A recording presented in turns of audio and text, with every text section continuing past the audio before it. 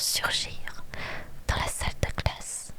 Pourtant, au fil des jours, il ne faisait aucun doute que Touffu était toujours bien vivant et fidèle au poste. Il faisait une chaleur étouffante, surtout dans la grande salle où se déroulaient les épreuves écrites. Merci beaucoup pour la rose, c'est très gentil. Et oui, le livre est magnifique. Ouais, cette édition-là est très très belle.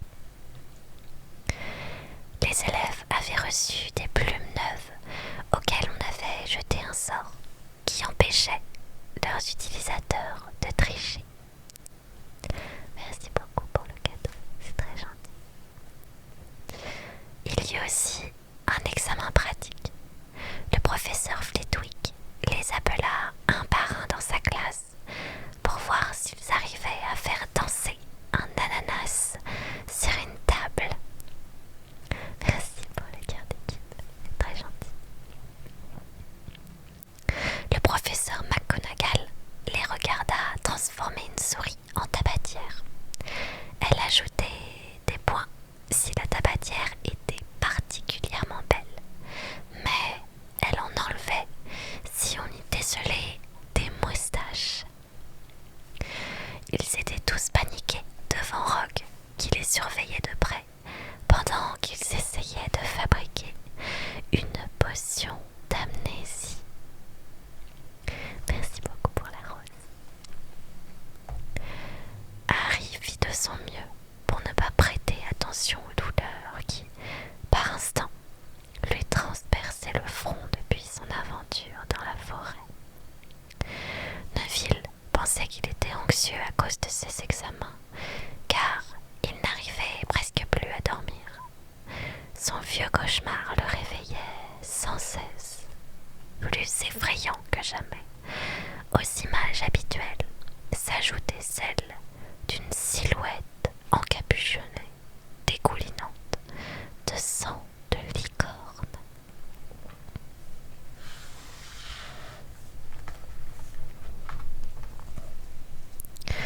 Ron et Hermione n'avaient pas tous ces soucis. C'est sans doute pourquoi ils paraissaient moins préoccupés que Harry par le sort de la pierre. La pensée de Voldemort leur faisait peur, mais ils n'étaient pas présents dans leurs rêves et ils étaient si absorbés par leur révision qu'ils n'avaient guère le temps de s'inquiéter des manigances de Rogue ou de quiconque d'autre. Leur dernier examen était celui d'histoire de la magie. Ils durent passer 1 heure à répondre à des questions concernant de vieux sorciers un peu fous, inventeurs de chaudrons dont le contenu tournait tout seul. Puis, ils furent enfin libres pendant toute une semaine, jusqu'au résultat des examens. Lorsque le fantôme du professeur Binns leur annonça qu'ils pouvaient poser leurs plumes et rouler leurs parchemins, Harry ne put s'empêcher de pousser des exclamations de joie avec les autres. C'était beaucoup plus facile que je ne le pensais, dit Hermione, tandis qu'il rejoignait les autres dans le parc ensoleillé. Je n'aurais même pas eu besoin d'apprendre le code de conduite des loups-garous de 1637, ni l'ascension d'Elfric l'insatiable. Merci pour le cœur d'équipe, c'est très gentil. Hermione aimait bien passer en revue les réponses aux examens, mais Ron lui dit que cela le rendait malade. Et ils se contentèrent d'aller s'allonger sous un arbre, au bord du lac. Bonsoir Fab. Les jumeaux Weasley chatouillaient les tentacules d'un calmar géant qui se réchauffait entre deux eaux. Oh, merci pour les roses. Merci Monsieur Tapotage. Merci Moika. Merci beaucoup. C'est très gentil. Fini les révisions, soupira Ron avec bonheur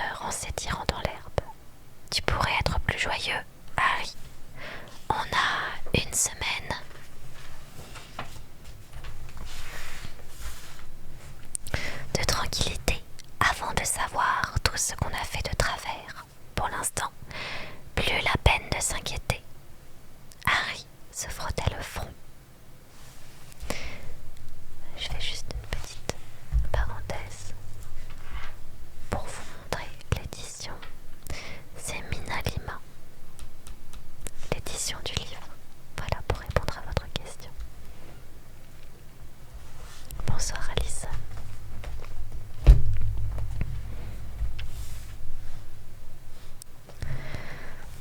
Merci beaucoup pour la rose.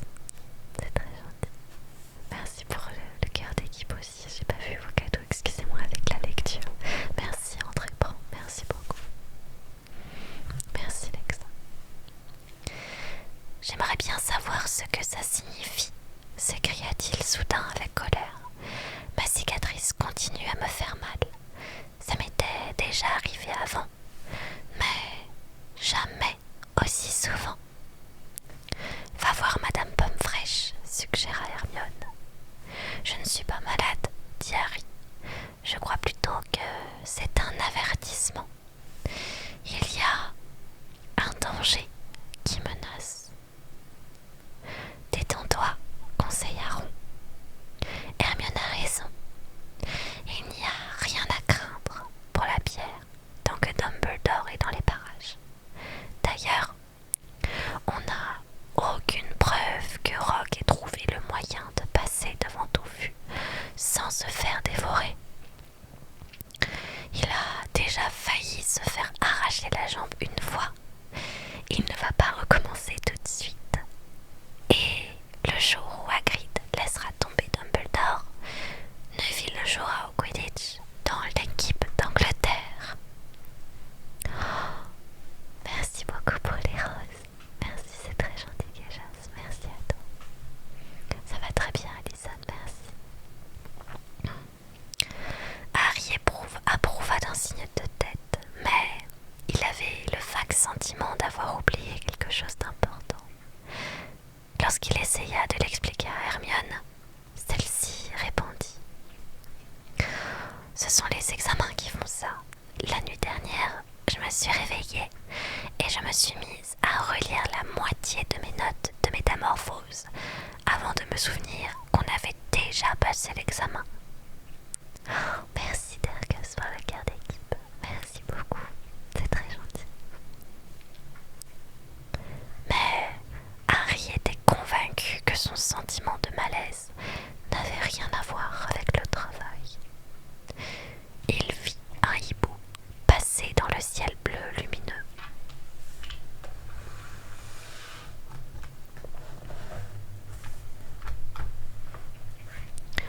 Tenant une lettre dans son bec, Hagrid était le seul à lui envoyer des lettres, mais il ne trahirait pas Dumbledore. Jamais il ne révélerait à quiconque comment faire pour neutraliser Touffu. Jamais. Pourtant, Harry se leva d'un bond. « Où tu vas ?» demanda Ron, d'une voix ensommeillée. « Je viens de penser à quelque chose, » dit Harry, qui était devenu livide. « Il faut que nous allions voir Hagrid. Immédiatement. » Oh, merci beaucoup. Merci pour les cadeaux, Kejas. Tergus, merci beaucoup pour les cadeaux également pour les bracelets. Oh, vous êtes adorables. Merci à vous, c'est trop gentil. Pourquoi s'étonna Hermione? Mais Harry se hâtait déjà vers la cabane et les deux autres se précipitèrent pour le rattraper. Vous ne trouvez pas ça bizarre, dit Harry, que Hagrid ait toujours rêvé d'élever un dragon et que, comme par hasard, il rencontre quelqu'un qui a justement un œuf de dragon dans sa poche. Vous en connaissez beaucoup, des gens qui se promènent avec des œufs de dragon dans leur poche alors que c'est interdit chez les sorciers. Étrange que celui-là soit précisément tombé sur Hagrid, vous ne trouvez pas? J'aurais dû m'en rendre compte plus tôt. Qu'est-ce que tu racontes? Diront. Mais Harry ne répondit pas et se hâta en direction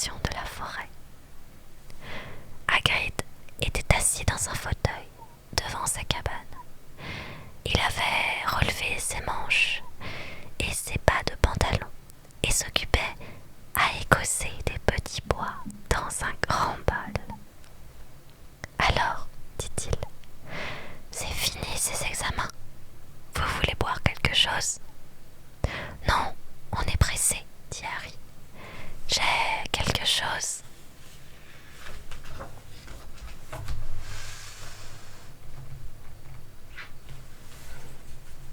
À vous demander, le soir où vous avez gagné Norbert aux cartes, à quoi ressemblait le voyageur qui vous l'a donné? Je ne sais pas, répondit Hagrid. Il a gardé sa cape avec son capuchon sur la tête. En voyant l'air stupéfait des trois autres, il leva les sourcils. Ce n'est pas si étonnant que ça, dit-il. Il y a des tas de gens un peu bizarres à la tête de sanglier. C'est un des peuples du village. Peut-être que c'était un marchand de dragons. Je n'ai jamais vu son visage. Il garde toujours son capuchon. Harry se laissa tomber à côté du bol de petits pois. Qu'est-ce que vous lui avez dit? Demanda-t-il. Vous lui avez parlé de Poudlard? C'est possible que ce soit venu dans la conversation, dit Hagrid, en fronçant les sourcils pour essayer de se rappeler. Ah oui, c'est ça. Il m'a demandé ce que je faisais comme travail et je lui ai dit que j'étais garde-chasse ici. Ensuite, il m'a posé des questions sur le genre de créature dont je m'occupais et là, je lui ai dit que j'aurais bien voulu avoir un dragon. Et puis, je ne me souviens plus très bien. Il n'arrêtait pas de me payer à boire. Voyons. Ah oui, il a dit qu'il avait justement un œuf de dragon et qu'on pourrait peut-être le jouer aux cartes si ça m'intéressait. Mais il voulait être sûr que je sache m'en occuper. Et je lui ai répondu qu'après tout vu, je n'aurais pas de mal à m'occuper d'un dragon. Et il s'est intéressé à Touffu, demanda Harry en essayant de garder son calme. On ne rencontre pas beaucoup de chiens à trois têtes dans la région, alors je lui en ai un peu parlé. Je lui ai dit que Touffu était tout doux, comme un mouton quand on savait s'y prendre. Il suffit de lui jouer un air de musique et il s'endort. Hagrid parut soudain horrifié. Oh, je n'aurais jamais dû vous dire ça, s'écria-t-il. Oubliez-le. Hé, où allez-vous? Harry, Ron et Hermione ne s'arrêtèrent de courir que lorsqu'ils furent arrivés dans le hall d'entrée du château, qui paraissait sombre et glacé quand on venait du parc.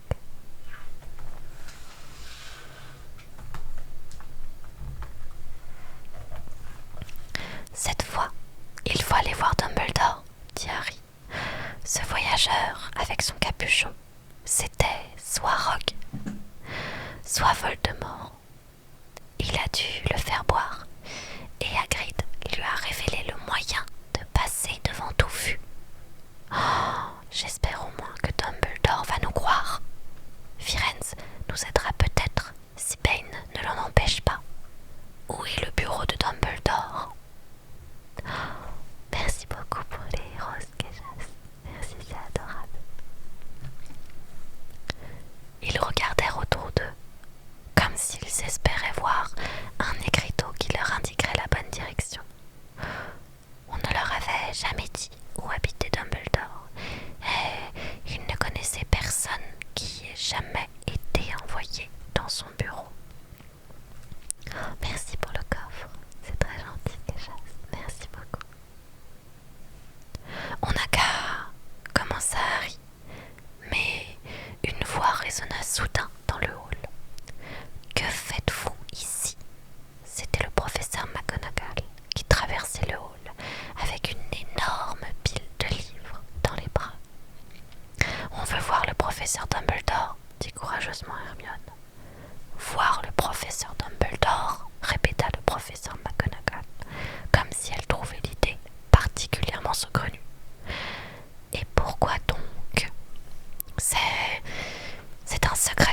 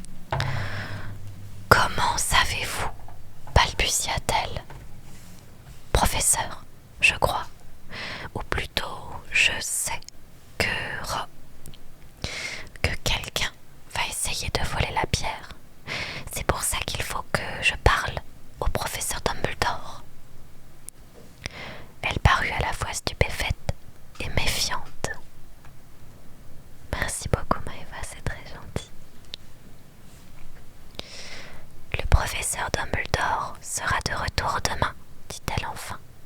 Je ne sais pas comment vous avez fait pour connaître l'existence de la pierre, mais soyez rassurés, personne ne peut la dérober.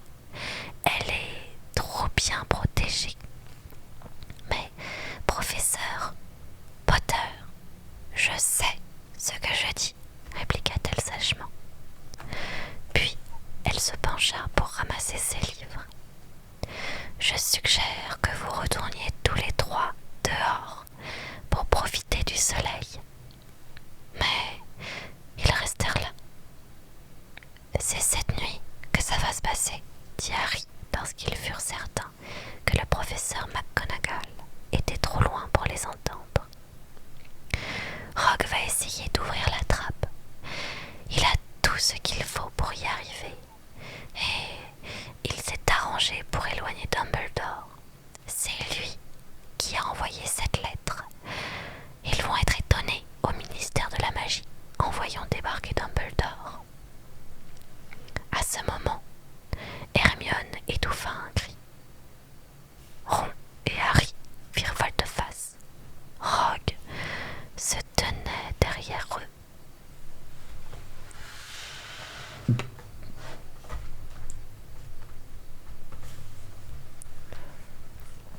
Bonjour, dit-il d'une voix douce.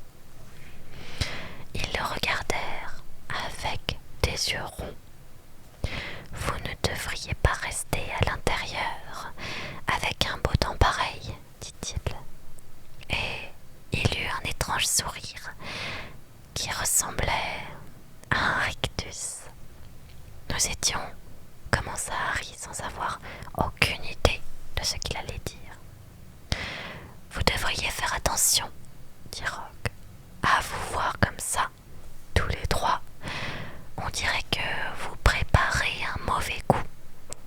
Et Gryffondor ne peut pas se permettre de perdre encore des points, n'est-ce pas?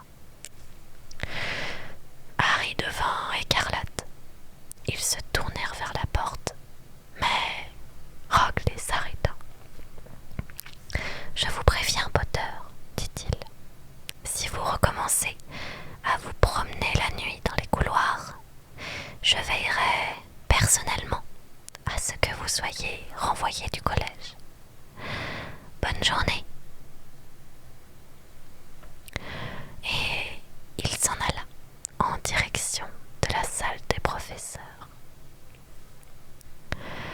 Voilà ce qu'on va faire, dit Harry aux deux autres lorsqu'ils furent sur le grand escalier de pierre. L'un de nous surveillera Rogue. Il faut l'attendre à la sortie de la salle d'épreuve et le suivre. Hermione, c'est toi qui devrais t'en charger. Pourquoi moi? C'est évident, dit Ron. Tu peux faire semblant d'attendre Flitwick. Oh, professeur, ajouta-t-il en prenant une voix au perché.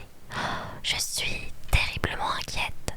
J'ai peur d'avoir mal répondu à la question 14B. Ça suffit, coupa Hermione. Elle accepta, cependant, d'assurer la surveillance de Rogue. Merci beaucoup pour le cadeau, Nadie. Merci pour le cadeau, c'est très gentil. Et nous, on ferait bien de se poster devant le couloir du 3e étage, dit Harry à Ron. Allez, viens. Mais cette partie du plan ne fonctionna pas. À peine avait-il atteint la porte qui séparait Touffu du reste de l'école que le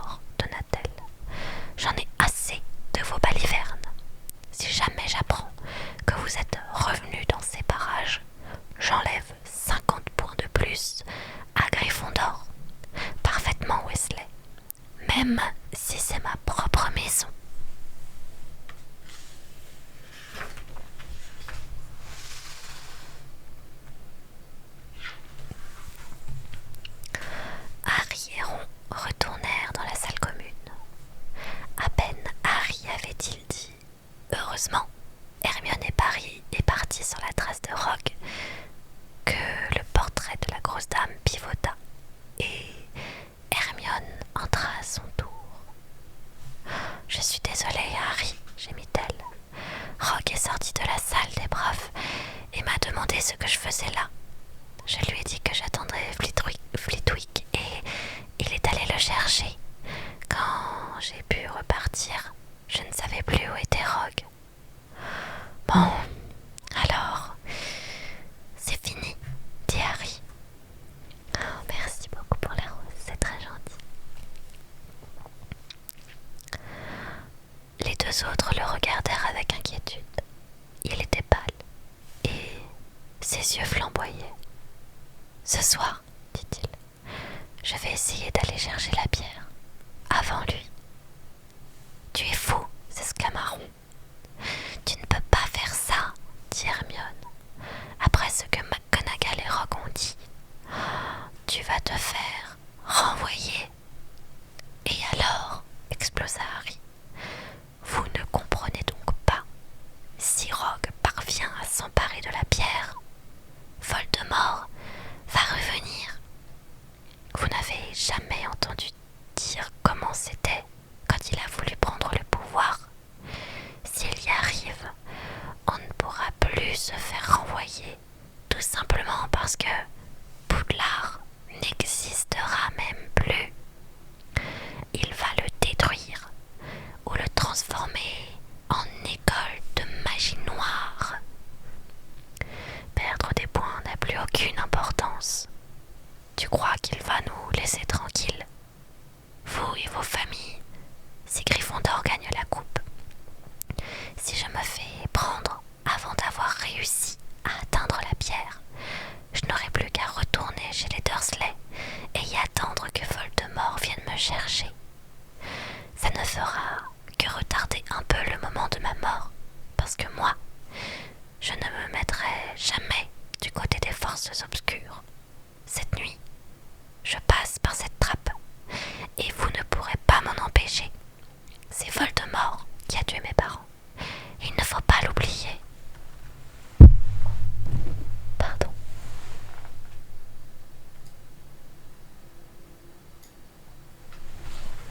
Il y avait la vérification TikTok parce que c'était un peu... Oh, merci beaucoup. Merci pour la rose. Et merci pour les GG. Merci beaucoup, l'objectif a été atteint.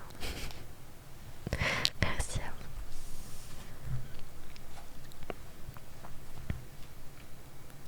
Tu as raison, Harry, dit Hermione d'une petite voix. Je me servirai de la cape d'invisibilité, dit Harry. C'est une chance que je l'ai récupérée. Et tu crois qu'elle est aussi grande pour nous couvrir tous les trois? Demanda Ron. Tous les trois? Tu ne crois quand même pas qu'on va te laisser y aller tout seul?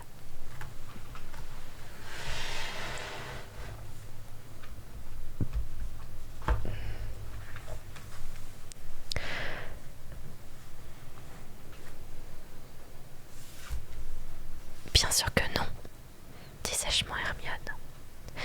Comment veux-tu parvenir jusqu'à la pierre sans notre aide? Je ferais bien d'aller voir un peu dans mes bouquins. J'y trouverai sûrement des choses utiles. Mais si on se fait prendre, vous aussi vous serez renvoyés, fit remarquer Harry. Je pourrais peut-être m'arranger, répondit Hermione. Flitwick m'a dit en secret que j'avais 112% de bonnes réponses à son examen. Après dîner, ils s'assirent tous les trois, nerveux, à l'écart, dans la salle commune. Personne ne les dérangea, puisque les autres Gryffondors refusaient toujours d'adresser la parole à Harry. Pour une fois, celui-ci en était plutôt soulagé. Hermione parcourait ses cahiers de cours, espérant y dénicher le moyen de neutraliser les sortilèges qu'il devrait affronter. Harry et Ron ne disaient pas grand-chose. Tous deux pensaient à ce qui les attendait. Peu à peu, la salle se vida à mesure que les élèves allaient se coucher. Lorsque le dernier, Lee Jordan, fut parti en bâillant et en s'étirant, Harry courut dans le dortoir pour aller chercher la cape d'invisibilité. En même temps, il glissa dans sa poche la flûte que Hagrid lui avait offerte à Noël. Il comptait l'utiliser pour endormir Touffu. C'était mieux que d'avoir à chanter quelque chose. On ferait mieux de mettre la cape dès maintenant, dit-il quand il fut redescendu. Assurons-nous qu'elle nous couvre bien. Si jamais Rusard apercevait un de nos pieds traînants. Qu'est-ce que vous faites? Dit alors une voix à l'autre bout de la salle. Neville apparut derrière un fauteuil, en tenant contre lui son crapaud qui s'était à nouveau évadé. Rien, rien, dit Harry qui s'empressa de cacher la cape derrière son dos. Vous allez encore vous balader, dit Neville. Non, non, non, dit Hermione. Pas du tout. Va donc te coucher. Harry jeta un coup d'œil à l'horloge. Il ne pouvait pas se permettre de perdre du temps. À cette heure-ci, Rogue était peut-être en train d'endormir Touffu.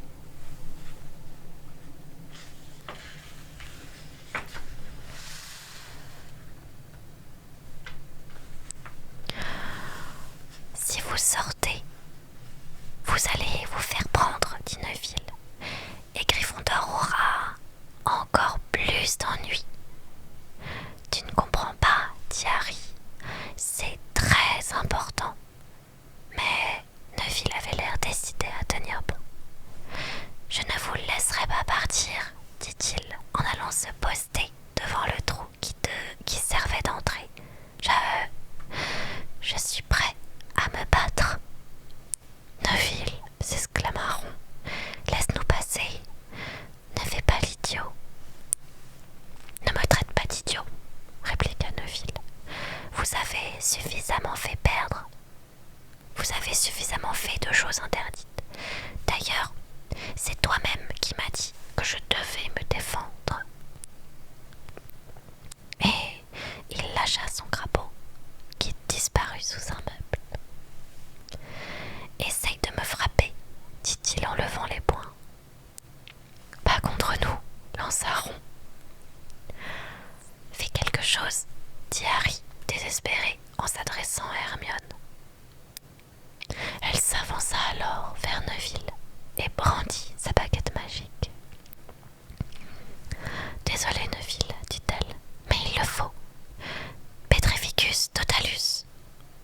Aussitôt, les bras de Neville se collèrent le long de ses flancs, ses jambes se joignirent, son corps devint rigide.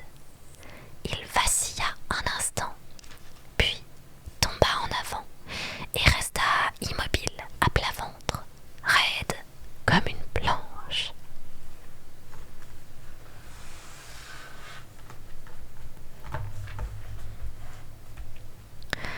Hermione s'empressa de le retourner sur le dos. La mâchoire de Neville était collée. Il ne pouvait plus parler. Seuls ses yeux bougeaient, en jetant des regards horrifiés. « Qu'est-ce que tu lui as fait ?» murmura Harry. « C'est le maléfice du saucisson, » dit Hermione d'une voix navrée. « C'est comme s'il était ligoté et bâillonné. Je suis vraiment désolée, Neville. »« Il le fallait. On n'a pas le temps de t'expliquer, » dit Harry. « Tu comprendras plus tard, » ajouta Ron. Ils l'enjambèrent, s'enveloppèrent dans la cape et sortirent de la salle commune.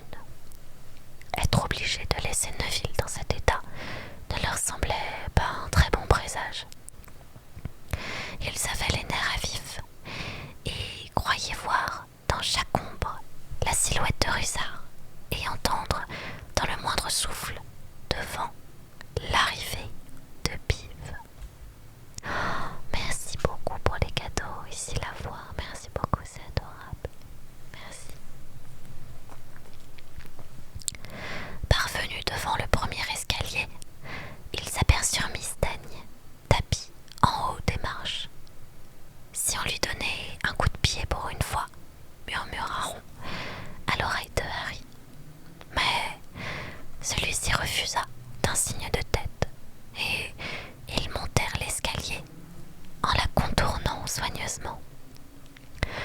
chatte tourna vers eux ses yeux brillants comme des lampes, mais elle n'eut aucune réaction. Ils ne rencontrèrent plus personne avant d'arriver dans le couloir du 3e étage. Ils virent alors Pive qui faisait des plis dans le tapis pour faire trébucher les gens. « Qui est là ?» dit-il soudain, ses petits yeux noirs rétrécis. « Je sais que vous êtes là, même si je ne peux pas vous voir. Qui êtes-vous? Gnome, fantôme ou salmôme ?» Il s'éleva dans les airs et les observa. « Je devrais appeler Rusard si quelque chose d'invisible rôde aux alentours. » Harry eut soudain une idée.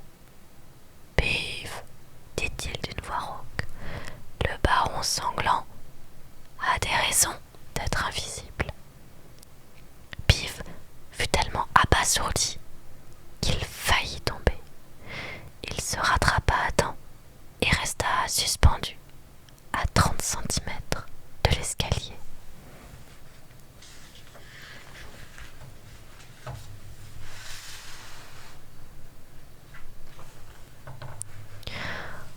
« Je suis désolé, votre sanglante excellence, monsieur le baron, dit-il d'une voix onctueuse.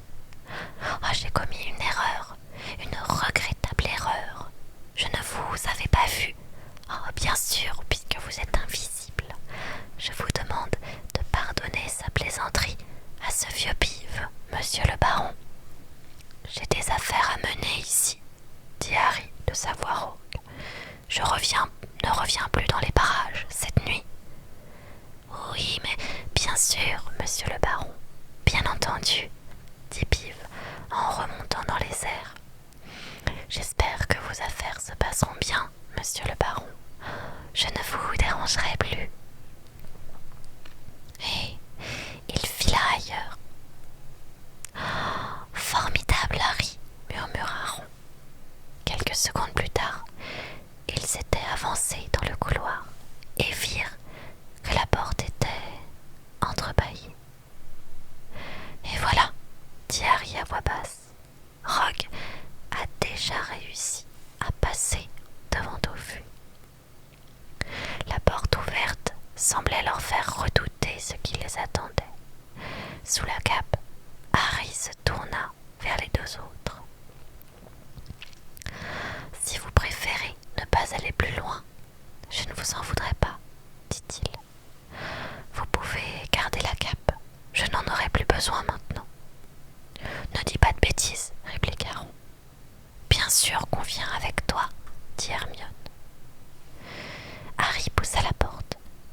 Des grognements retentirent aussitôt. Les 3 museaux du chien reniflaient frénétiquement dans leur direction, bien qu'il fût incapable de les voir.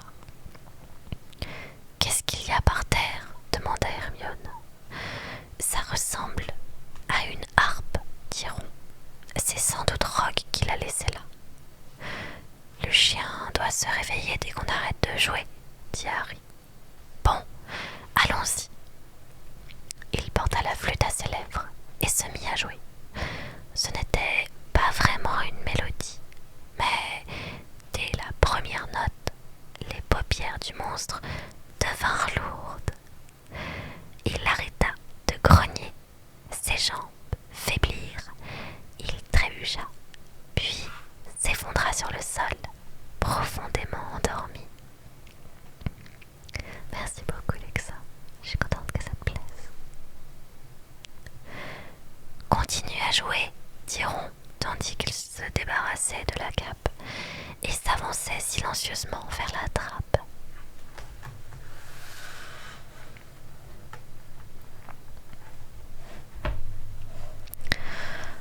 Lorsqu'ils s'approchèrent des 3 têtes du chien, ils sentirent son souffle brûlant et fétide.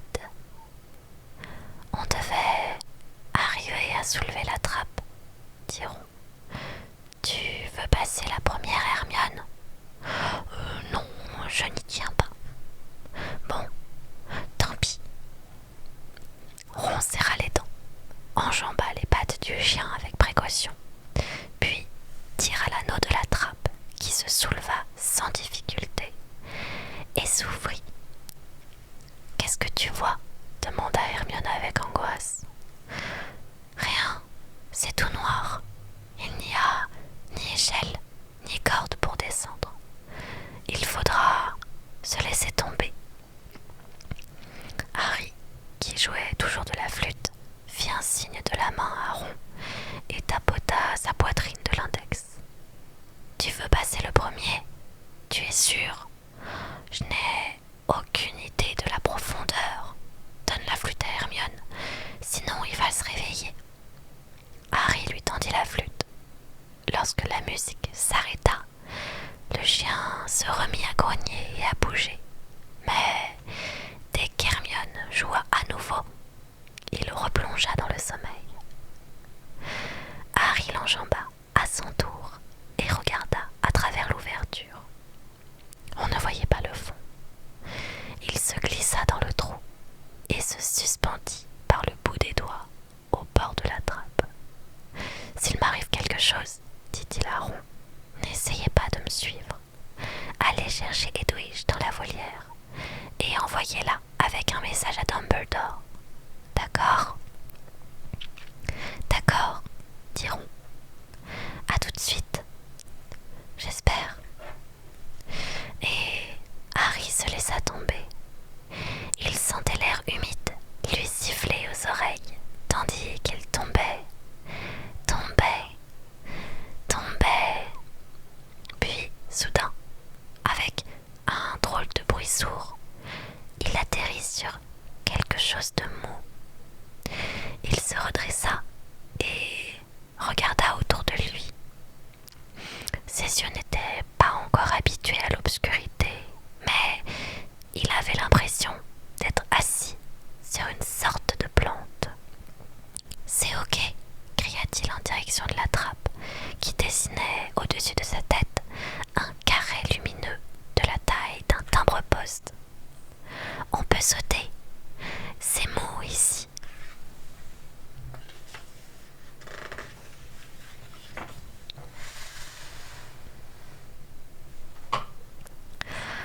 Ron fut le premier à suivre.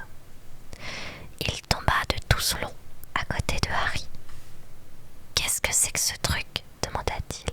« Je ne sais pas. Une espèce de plante, je crois. Elle a dû être placée là pour amortir la chute. »« Viens, Hermione !» La flûte, qu'on entendait faiblement, s'interrompit. Le chien aboya bruyamment, mais Hermione avait déjà sauté et elle atterrit de l'autre côté de Harry. « On doit être à des kilomètres sous le château, dit-elle. « Une chance qu'il y ait cette plante, fit remarquer Ron. « Une chance, hurla Hermione. « Regardez-vous, tous les deux. » Elle se leva d'un bond et parvint péniblement à se réfugier contre une paroi humide. Péniblement, car...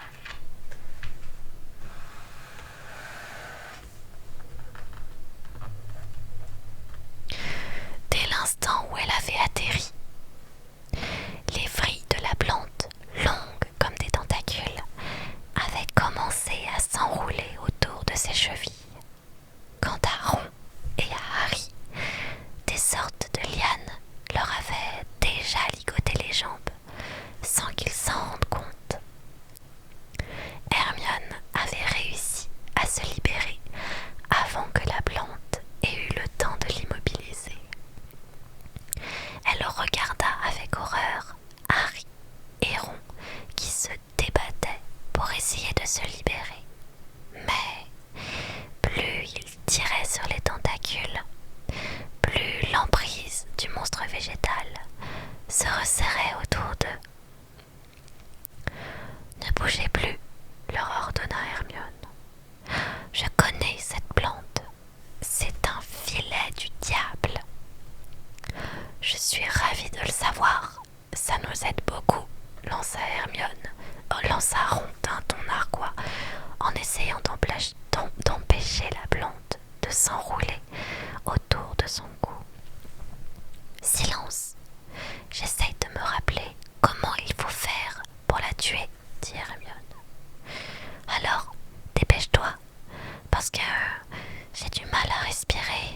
dit Harry d'une voix haletante, tandis que la plante lui étreignait la poitrine.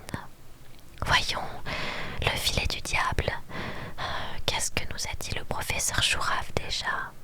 Elle aime l'humidité et l'obscurité. Dans ce cas, allume un feu, dit Harry à moitié étouffé. Oui, bien sûr, mais il n'y a pas de bois, s'écria Hermione en se tordant les mains. Tu es folle, hurla Ron. Tu es une sorcière ou quoi? C'est vrai, dit Hermione. Elle sortit sa baguette magique, l'agita, marmonna quelque chose, et un jet de flamme bleue, semblable à celle qui avait mis le feu aux vêtements de Rogue, jaillit en direction de la plante. En quelques instants, Ron et Harry sentirent la plante desserrer son étreinte, tandis qu'elle se recroquevillait sous l'effet de la chaleur et de la lumière. Ils retrouvèrent alors leur liberté de mouvement. Une chance que tu écoutes bien en classe, Hermione, dit Harry en la rejoignant près du mur, le visage ruisselant de sueur. Oui, et heureusement que Harry ne perd pas la tête, dit Ron. Par là, ajouta Harry en indiquant le seul passage qu'ils avaient devant eux.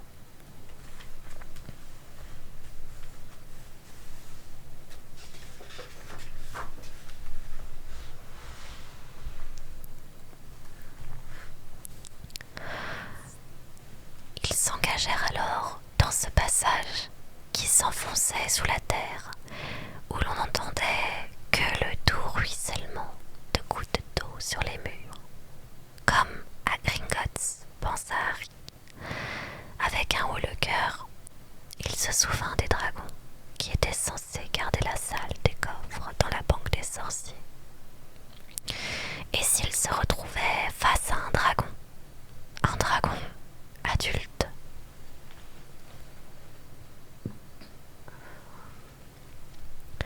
C'était déjà difficile avec Norbert. Ils parcoururent ainsi quelques dizaines de mètres. Tu entends, chuchota Ron. Harry écouta.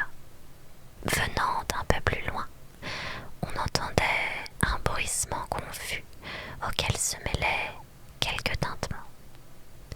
On dirait des bruits d'ailes, dit Harry. Il y a de la lumière là-bas, remarqua Ron. Je vois quelque chose bouger. Parvenus à l'extrémité du passage, ils découvrirent une salle brillamment éclairée, avec un haut plafond en forme d'arche. L'endroit était envahi de petits oiseaux étincelants qui voletaient sans cesse tout autour de la pièce. Dans le mur d'en face, il y avait une grande porte de bois. Tu crois qu'ils vont nous attaquer si on traverse la salle? Demanda Ron. Sans doute, dit Harry. Ils n'ont pas l'air très méchants, mais s'ils nous foncent dessus tous en même temps, on va bien voir. Je vais courir. Il prit une profonde inspiration, se protégea la tête avec les bras et s'élança à travers la salle. Il s'attendait à sentir des dizaines de becs très pointus le piquer de la tête aux pieds. Mais il ne se passa rien du tout, et il arriva devant la porte sans avoir subi la moindre attaque. Il tire la poignée, la porte était verrouillée. Les deux autres vinrent à la rescousse, mais leurs efforts pour ouvrir la porte restèrent vains. Elle refusa de bouger, même lorsqu'Hermione essaya une de ses formules magiques. Et maintenant, dit Ron. Ces oiseaux ne sont pas là pour faire joli, fit remarquer Hermione. Ils observèrent les oiseaux qui brillaient au-dessus de leur tête.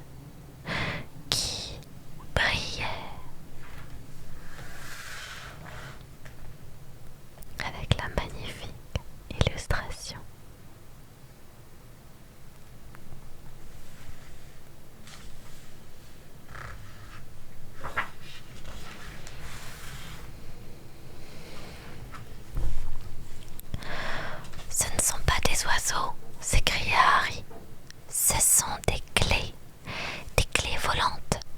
Regardez bien, ce qui veut dire...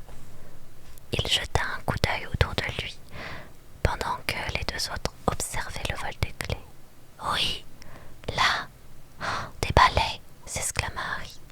Il faut attraper la clé qui ouvre la porte. Mais il y en a des centaines. Ron examina la serrure. Il faut une grosse clé à l'ancienne, probablement en argent, comme la poignée. Ils prirent chacun un balai et décollèrent en direction du nuage de clés. Ils essayèrent d'en saisir plusieurs, mais les clés magiques filaient, plongeaient, zigzaguaient avec une telle rapidité qu'il était presque impossible d'en attraper une. Ce n'était pas pour rien, cependant, que Harry était le plus jeune attrapeur qu'on ait connu depuis un siècle. Il avait un don pour repérer des choses que les autres ne voyaient pas. Après avoir parcouru pendant quelques instants ce tourbillon de plumes aux couleurs d'arc-en-ciel, il remarqua une grosse clé d'argent qui avait une aile tordue, comme si quelqu'un l'avait déjà attrapée et brutalement introduite dans la serrure. C'est celle-ci, cria-t-il aux deux autres. La grosse là, avec des ailes bleues. Les plumes sont toutes froissées d'un côté. Ron fila dans la direction indiquée par Harry, mais, emporté par son élan, il s'écrasa contre le plafond et faillit tomber de son balai. Il faut la cerner, cria Harry, sans quitter des yeux la clé à l'aile blessée. Ron, tu restes au-dessus. Hermione, tu te mets en dessous pour l'empêcher de redescendre. Et moi, j'essaierai de l'attraper. Attention, partez. Ron plongea. Hermione remonta en chandelle et la clé les évita tous les deux. Mais Harry fonça dessus. La clé filait vers le mur. Harry se pencha en avant et dans un craquement sinistre, il réussit à la plaquer contre la pierre avec la paume de la main. Ron et Hermione poussèrent une exclamation de joie qui résonna dans toute la salle. Ils se dépêchèrent d'atterrir et Harry courut vers la porte.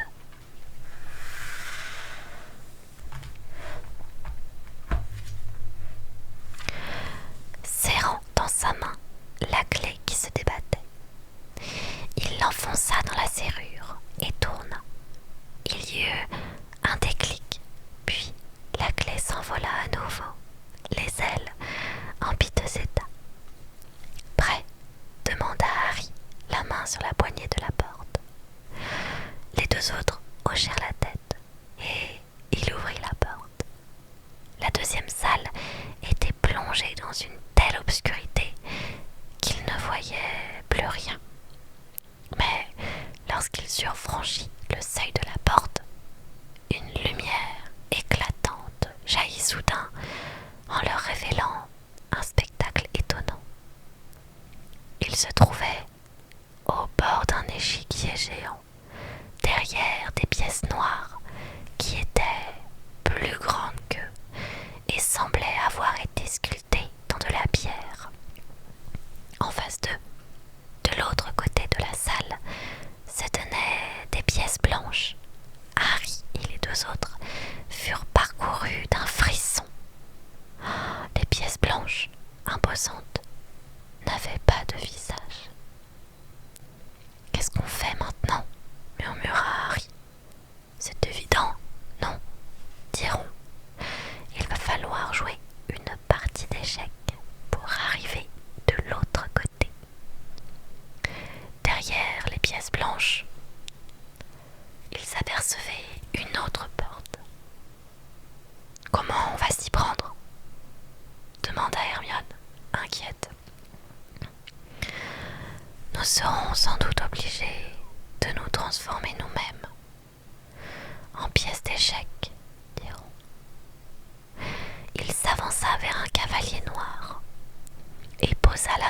cheval. Aussitôt, la pierre s'anima. Le cheval frappa l'échiquier de ses sabots et le cavalier tourna vers rond, sa tête coiffée d'un casque. Il faut qu'on se joigne à vous pour passer de l'autre côté, demanda Rond. Le cavalier noir approuva d'un signe de tête. Rond se tourna vers les deux autres. Il faut bien réfléchir, dit-il. On va devoir prendre la place de 3 des pièces noires. Harry et Hermione restèrent silencieux, attendant que Ron ait pris une décision. Ne vous vexez pas, dit-il enfin, mais vous n'êtes pas très bons aux échecs tous les deux. On ne se vexe pas, dit Harry. Dis-nous simplement ce qu'on doit faire.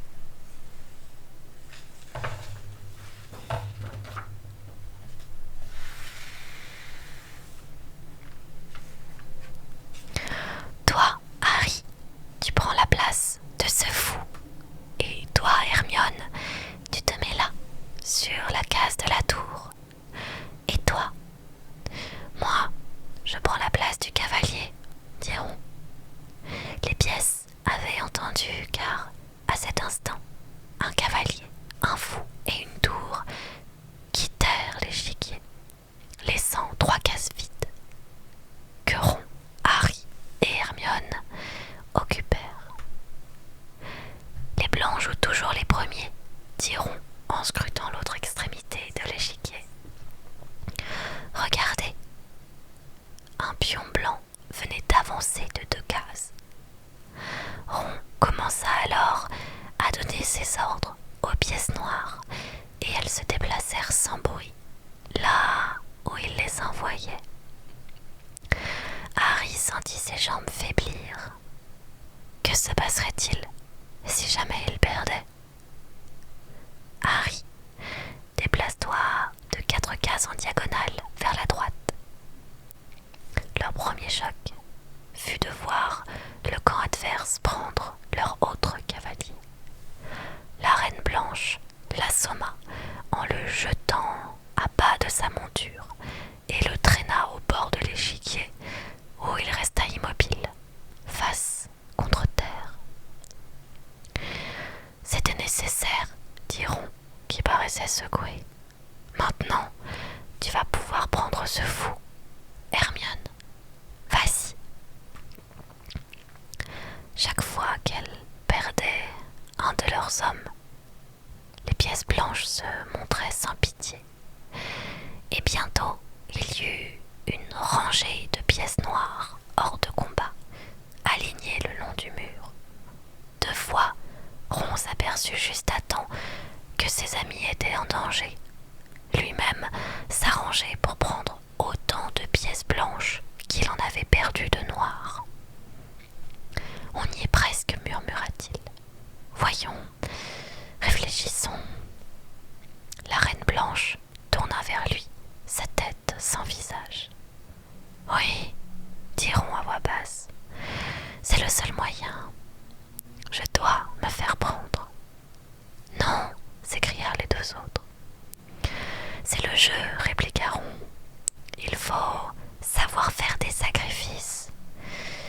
Je vais jouer mon coup et elle me prendra, ce qui te permettra de faire échec et mat, Harry.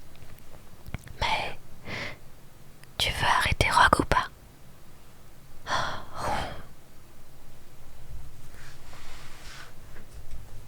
Regardez cette magnifique illustration.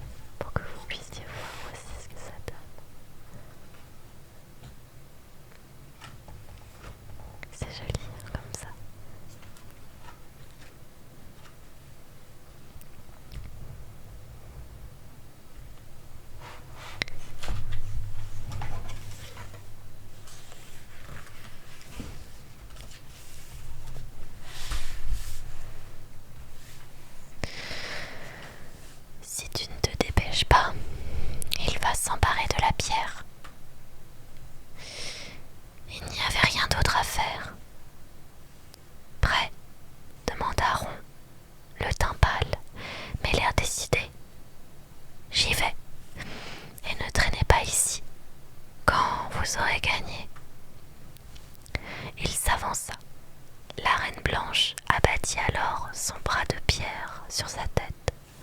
Ron s'effondra et la reine le traîna jusqu'au bord de l'échiquier. En le voyant assommé, Hermione avait poussé un cri, mais elle n'avait pas bougé de sa case. En tremblant, Harry se déplaça de 3 cases vers la gauche. Aussitôt, le roi blanc ôta sa couronne et la jeta aux pieds de Harry. Ils avaient gagné. Les pièces blanches s'écartèrent en s'inclinant, dégageant l'accès à la porte du fond. Après avoir jeté à Ron un dernier regard navré, Harry et Hermione franchirent la porte et s'engouffrèrent dans un autre passage. « Tu crois qu'il... » commença Hermione. « Ne t'inquiète pas, il n'est pas blessé, » assura Harry, en essayant de s'en convaincre lui-même. « Qu'est-ce qui nous attend maintenant, à ton avis ?» Le filet du diable, c'était le maléfice de Jourave. C'est sans doute Flitwick qui a ensorcelé les clés. McGonagall a donné vie aux pièces d'échecs. Il nous reste donc à affronter les sortilèges de Quirrell et de Rogue. Ils étaient à présent devant une nouvelle porte. « On y va » murmura Harry. « D'accord. » Harry poussa la porte. Aussitôt, une répugnante odeur leur frappa les narines, et tous deux durent relever les pans de leurs robes.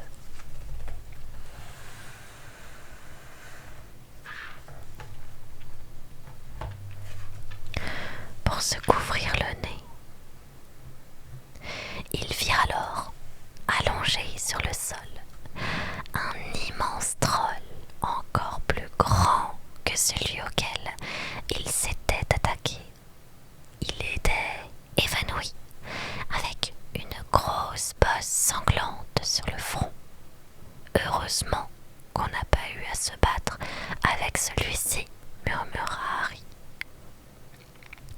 Ils s'enjambèrent avec précaution l'une de ces jambes massives qui leur barrait le chemin et se hâtèrent à gagner la porte suivante. Lorsque Harry l'ouvrit, il s'attendait au pire, mais ils ne virent rien d'effrayant. Il y avait simplement une table sur laquelle étaient alignées 7 bouteilles de différentes formes. « Ça, c'est le maléfice de Rogue, » dit Harry. « Qu'est-ce qu'on doit faire ?» Dès qu'ils eurent franchi le seuil de la porte, de grandes flammes jaillirent derrière eux. Mais ce n'était pas un feu ordinaire. Celui-ci était violet.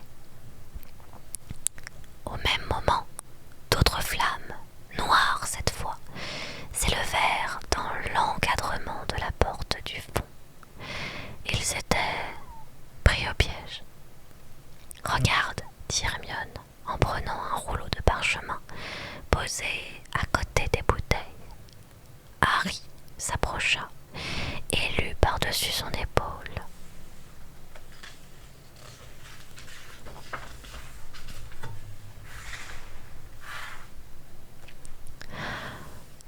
Devant est le danger, le salut est derrière.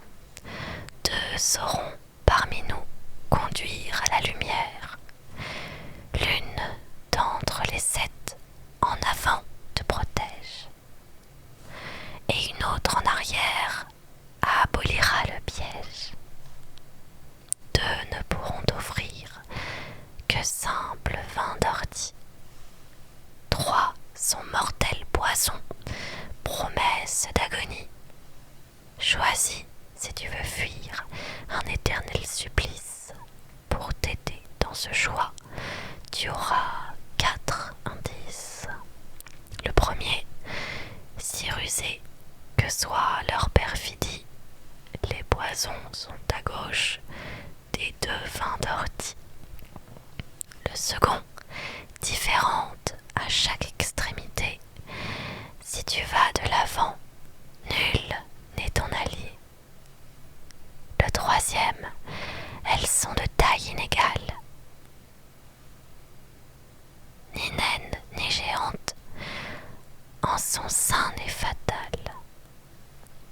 montre enfin les deuxièmes, à gauche comme à droite, sans jumelles de goût, mais d'aspect disparate.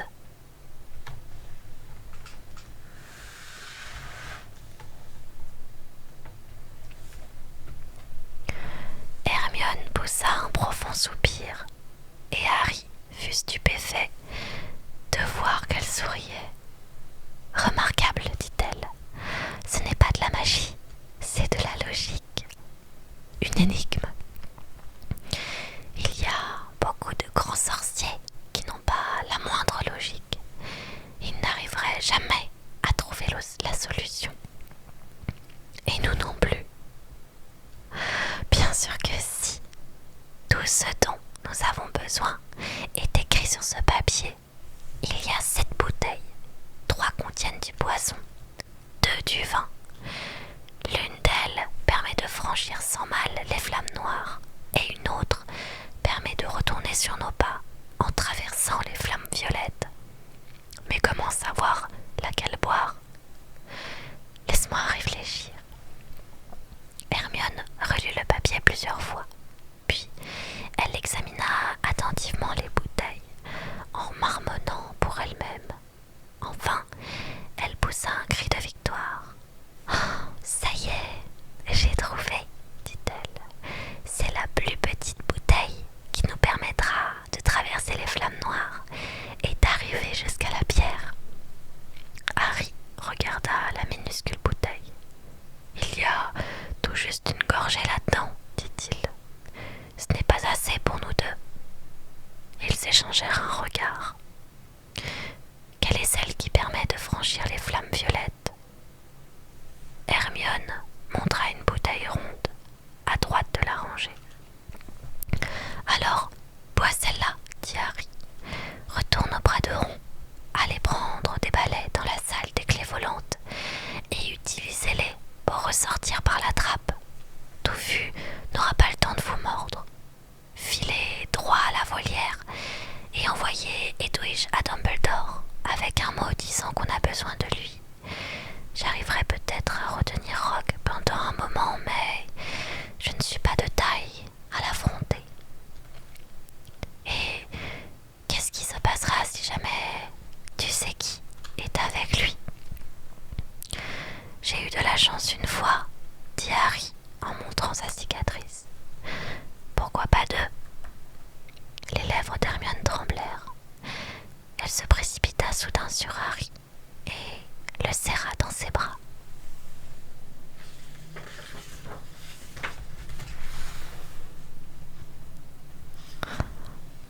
C'est Hermione qui serre Harry dans ses bras. Et là on voit toutes les potions.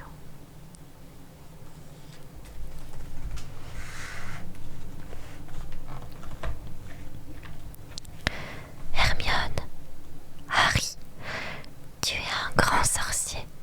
Pas autant que toi, répondit Harry un peu gêné.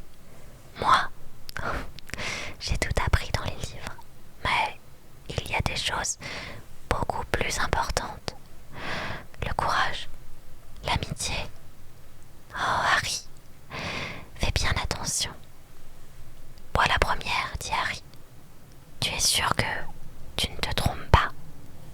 Certaine, assura Hermione. Elle but une longue gorgée au goulot de la bouteille ronde et fut parcourue d'un frisson. Ce n'est pas du poison, demanda Harry d'une voix angoissée. Non, mais on dirait de la glace. Dépêche-toi, vas-y, avant que les effets disparaissent. Bonne chance, sois prudent. Vas-y. Hermione fit volte-face et marcha droit vers les flammes violettes. Harry respira profondément, prit la petite bouteille et se tourna vers les flammes noires. J'arrive, dit-il. Et il vida la bouteille d'un trait. Il eut alors l'impression d'avoir plongé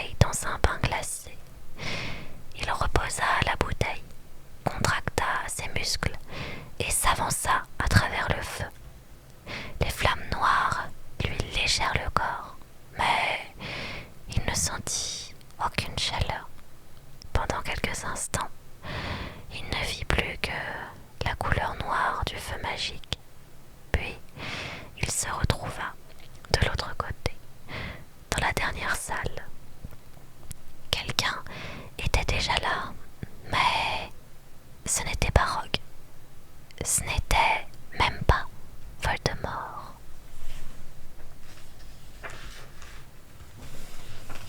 Et c'est la fin du chapitre.